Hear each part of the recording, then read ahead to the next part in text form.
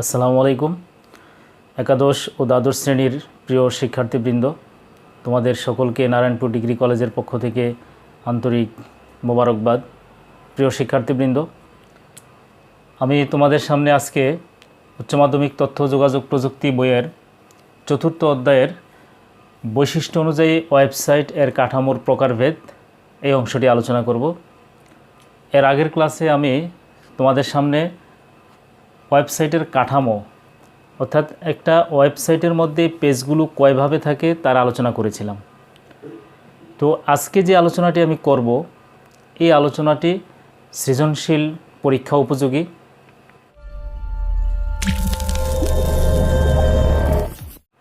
তোমরা যদি এই ক্লাসটি মনোযোগ সহকারে শোনো এবং খাতা কলম নিয়ে প্র্যাকটিস করো, তাহলে অবশ্যই আজকের এই ক্লাস থেকে যা আমি উপস্থাপন করব তার আলোকে বিভিন্ন বোর্ড পরীক্ষায় বা কলেজের আভ্যন্তরীণ পরীক্ষায় যে প্রশ্ন হয়, যদি এই বৈশিষ্ট্য অনুযায়ী ওয়েবসাইটের কাঠামো থেকে কোনো প্রশ্ন আসে তাহলে অবশ্যই তোমরা উত্তর দিতে পারবে। তো সেজন্য আমি বলবো যে আজকের এই ক্লাসটি সৃজনশীল প্রশ্ন উপযোগী এবং বিভিন্ন পাবলিক পরীক্ষায় এই ওয়েবসাইটের কাঠামো থেকে প্রশ্ন হয়ে থাকে। সাধারণত এভাবে চিত্র দেয়া থাকে।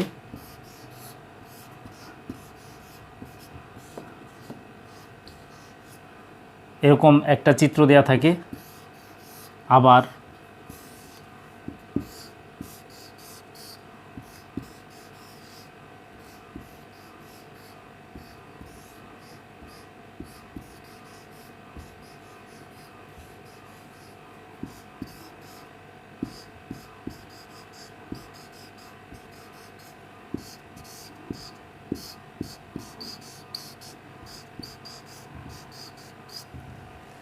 এরকম চিত্র দেয়া থাকে। তো এই চিত্রগুলো দিয়ে বলা হয়ে থাকে যে চিত্রগুলো কী ধরনের ওয়েবসাইটের কাঠামো এবং এর সুবিধা অসুবিধা কি আলোচনা করো, এ জাতীয় আরও বিভিন্নভাবে প্রশ্নগুলো উত্থাপন করা হয়ে থাকে। তো আশা করি আজকের আলোচনায় তোমরা এই প্রশ্নগুলোর একটা সমাধান পাবে এবং বৈশিষ্ট্য অনুযায়ী ওয়েবসাইট এর কাঠামোর প্রকারভেদ সম্পর্কে একটি ধারণা লাভ করতে পারবে। তো আজকে যে টপিকস এখানে উপস্থাপন করা হয়েছে, চলো আমরা আমাদের টপিকস অনুযায়ী আলোচনা শুরু করি। বৈশিষ্ট্য অনুযায়ী ওয়েবসাইটের কাঠামো 4 প্রকার। প্রথম প্রকার হচ্ছে linear site structure.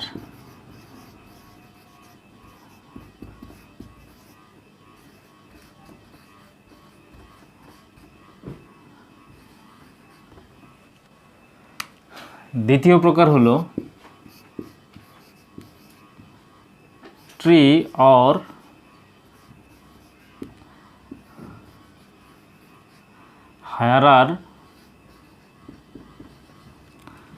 হায়ারার্কিস site structure.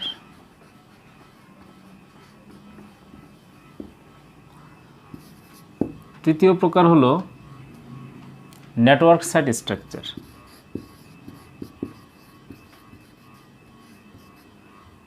Network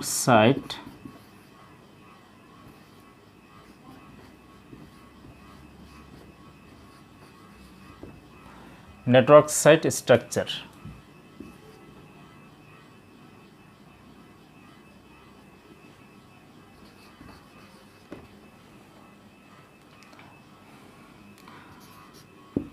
চতুর্থ প্রকার হলো হাইব্রিড সাইট স্ট্রাকচার।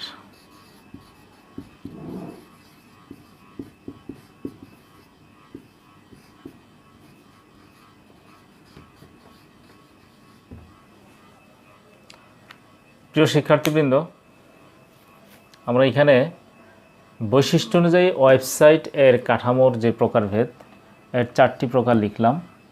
1 নম্বর হচ্ছে linear site structure, 2 number tree or hierarchy site structure, 3 number হচ্ছে নেটওয়ার্ক সাইট স্ট্রাকচার। এই নেটওয়ার্ক সাইট স্ট্রাকচারকে ওয়েবলিং সাইট স্ট্রাকচারও বলা হয়। চতুর্থ নম্বর হলো হাইব্রিড সাইট স্ট্রাকচার। আমি এবার তোমাদের সামনে এই 4টি প্রকারের সংক্ষিপ্ত আলোচনা উপস্থাপন করার চেষ্টা করছি।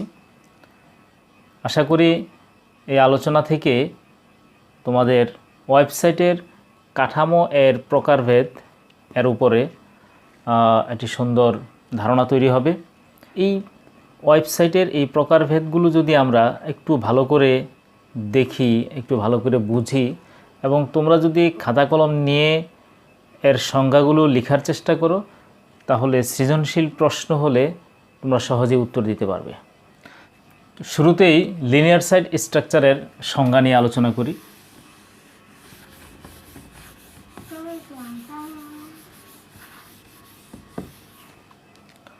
লিনিয়ার সাইট স্ট্রাকচার কাকে বলে? লিনিয়ার সাইট স্ট্রাকচার হলো যে ওয়েবসাইটের পেজগুলো একটির পর একটি ধারাবাহিকভাবে অনুক্রমে সাজানো থাকে তাকে লিনিয়ার সাইট স্ট্রাকচার বলে।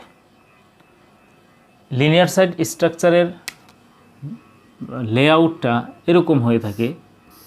এটা একটা পেজ, এটা হোম পেজ, তারপরে আরও পেজ হয়ে থাকে, এটা মেইন সেকশন, এইভাবে সাবসেকশন বা প্রয়োজনীয় সংখ্যক মেইন সেকশন থাকে। একটা মেইন সেকশানে অনেকগুলো ইন্ডেক্স থাকতে পারে, সাবসেকশন এইভাবে সামনে যেতে থাকে। তো আমরা লিনিয়ার সাইট স্ট্রাকচারের সংজ্ঞাটা যেটা দেখলাম, যে ওয়েবসাইটের পেজগুলো একটির পর একটি ধারাবাহিকভাবে সাজানো থাকে তাকে লিনিয়ার সাইট স্ট্রাকচার বলে। লিনিয়ার সাইট স্ট্রাকচারে প্রথম পেজ থেকে পরবর্তী পেজের সাথে লিঙ্ক করা থাকে, তারপরের পেজের সাথে তারপরের পেজে লিঙ্ক থাকে, এইভাবে সর্বশেষ পেজ পর্যন্ত লিঙ্ক থাকে। এখানে আবার পিছনে হোম পেজে আসতে হলে একটার পর একটা ব্যাকে পিছনে আসতে হয়। এটা হলো লিনিয়ার সাইট স্ট্রাকচার। আমরা এবার জানব দ্বিতীয় number, tree or hierarchy site structure কাকে বলে এটা জানব।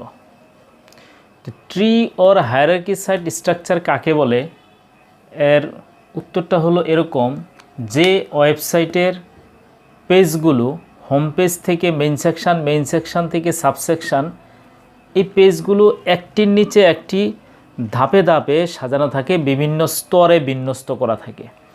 যে ওয়েবসাইটের পেজগুলো উপর থেকে নিচে বিভিন্ন স্তরে সাজানো থাকে তাকে tree or hierarchy site structure বলে। এটার এক্সাম্পলটা এরকম, এটা হলো হোম পেজ, তারপরে এই একটা লেভেল আসলো, এগুলো মেইন সেকশন, আবার এখান থেকে আরও অনেকগুলো সাবসেকশন পেজ আসলো, এখান থেকে আবার অনেকগুলো সাবসেকশন পেজ আসলো, এখান থেকে অনেকগুলো সাবসেকশন পেজ আসলো। তো এটাকে যদি আমরা এইভাবে উল্টিয়ে দেই তাহলে এটা মনে হবে একটা গাছের গোড়া, আর এগুলো তার শাখা প্রশাখা। তো ট্রি অর হায়ারার্কি সাইট স্ট্রাকচারের ওয়েব পেজগুলো প্রথম থেকে নিচে একটা লেভেল, তারপরে আরও একটা লেভেল, এইভাবে আরও অনেক লেভেল হতে পারে। তো যে ওয়েবসাইটের ওয়েব পেজগুলো বিভিন্ন স্তরে বিন্যস্ত করা থাকে এবং প্রত্যেকটা পেজের সাথে প্রত্যেকটা পেজের লিঙ্ক করা থাকে তাকে tree or hierarchy site structure বলে। আমরা এর একটা লেআউট দেখলাম। আমি এখন তোমাদের সামনে তৃতীয় নাম্বার যে স্ট্রাকচারটি রয়েছে সেটি উপস্থাপন করছি। তৃতীয় নাম্বার স্ট্রাকচারটি হলো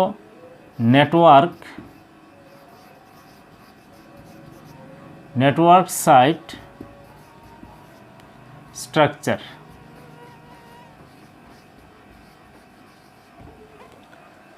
নেটওয়ার্ক সাইট স্ট্রাকচার, এটাকে কেউ ওয়েব লিঙ্ক সাইট স্ট্রাকচারও বলে।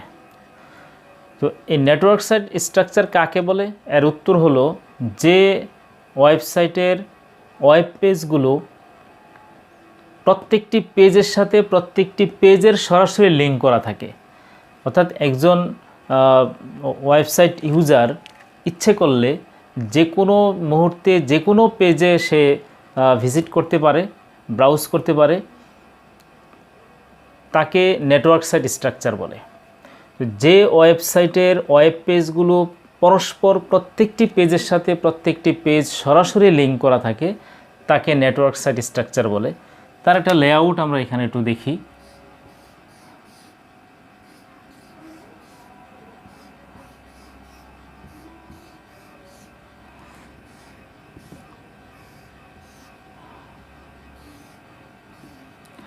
এটা হলো নেটওয়ার্ক সাইট স্ট্রাকচারের একটি লেআউট। আমি সংজ্ঞায় যে কথাটি বলেছি যে নেটওয়ার্ক সাইট স্ট্রাকচার কাকে বলে, যে ওয়েবসাইটের প্রত্যেকটি ওয়েব পেজের সাথে প্রত্যেকটি ওয়েব পেজ সরাসরি লিঙ্ক করা থাকে। এখানে একটাকে যদি আমি হোম পেজ ধরি, হোম পেজ, তারপরে মেইন সেকশান, সাবসেকশান, এইভাবে আরও পেজ নেওয়া হলো, যে পেজগুলো সরাসরি এখানে যুক্ত আছে এবং অনেক পেজ বাড়ানো যেতে পারে। তো আমরা এটার যে লেআউট দেখলাম যে প্রত্যেকটা পেজের সাথে প্রত্যেকটা পেজের সরাসরি সম্পর্ক রয়েছে। একজন ব্যবহারকারী যদি মনে করে যে আমি এখন হোম পেজ থেকে সরাসরি সাবসেকশান পেজে চলে যাব, সে যেতে পারবে। যদি সাবসেকশান পেজ থেকে অথবা মেইন সেকশান পেজ থেকে হোম পেজে যাব, তাহলে তাকে মাঝখানে কোনো পেজের শরণাপন্ন না হয়ে বা কোনো পেজ টাচ না করেই তার কাঙ্ক্ষিত পেজে সরাসরি সে যেতে পারে। এটা হলো নেটওয়ার্ক সাইট স্ট্রাকচারের একটা বৈশিষ্ট্য, একটা সুবিধা। প্রিয় শিক্ষার্থীবৃন্দ, আমরা তিনটা স্ট্রাকচার দেখলাম: linear site structure, tree or hierarchy site structure, network site structure. আমরা এবার এই প্রত্যেকটা নিচে লিখতে পারি চিত্র লিনিয়ার, এটা চিত্র হায়ারার্কিস,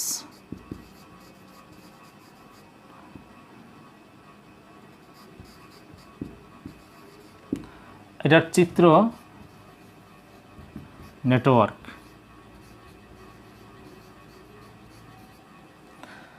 এখন আমাদের সামনে বাকি আছে হাইব্রিড সাইট স্ট্রাকচার, যেটি চতুর্থ নাম্বার। হাইব্রিড সাইট স্ট্রাকচার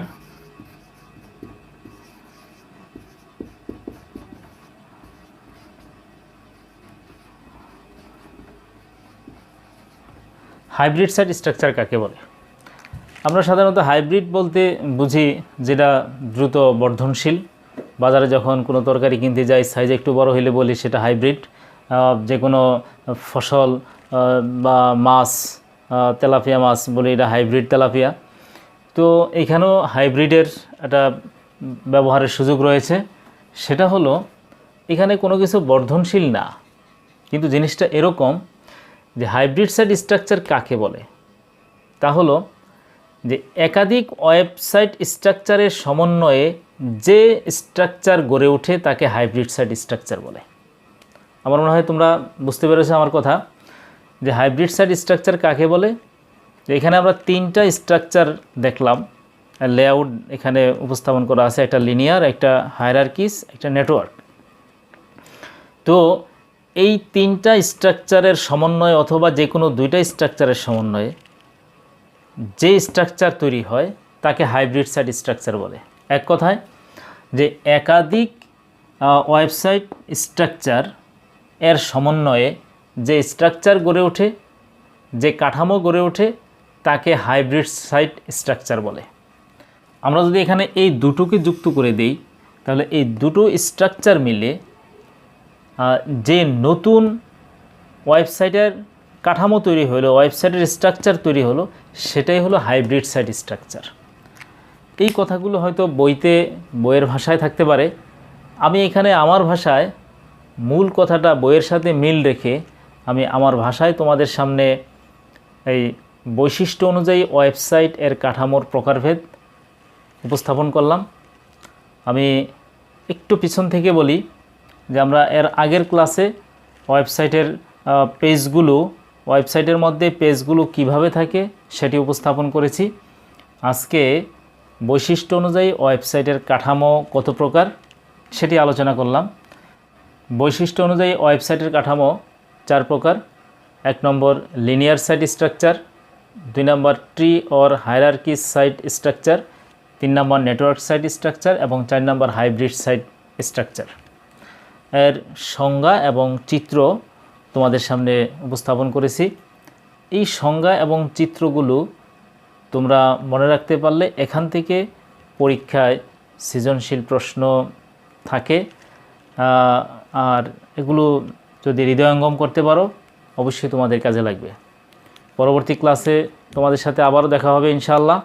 আর আমার এই চ্যানেলটি এবি পোর্টাল, এই চ্যানেলটি তোমরা যারা সাবস্ক্রাইব করোনি তারা সাবস্ক্রাইব করবে এবং আমার এই আলোচনা সম্পর্কে কোনো মতামত থাকলে, কোনো কিছু জানার থাকলে সেটা কমেন্ট করে জানাবে। সকলের সুস্বাস্থ্য কামনা করে আজকের মতো এখানেই। আল্লাহ হাফেজ।